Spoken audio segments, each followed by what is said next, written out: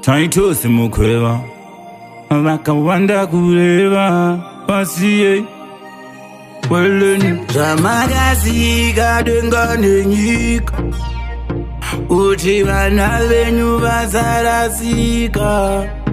Iye Satani negodo kuvhurira kuti vana venyu vapinde gehena. Ishe makange muriko kune rima wani, makasarudza ngakuve nechiedza wani. Iroko ritere panyika mudenga rakaenda niko. Mwariyo Mwari wangu tibatsire ivo, tindorevo tiyambutse ivo. Mwari wangu tiyambutse ivo, Ishe wangu tikundise ivo.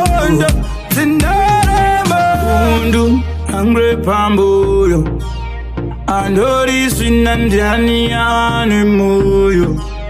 Pashindo uya swimboti ukuyo donzwe mabayo mabayo.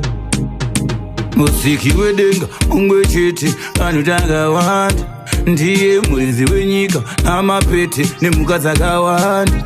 Saka ndati nginya inginya ndete ndete mufamburi wanda. Saka ndinokumbira kuna Mwari tigokwanisa kuona weleni. Saka nzira yedu tese tichapinda rimwe ramazuva muchipfuva kuna Ishe.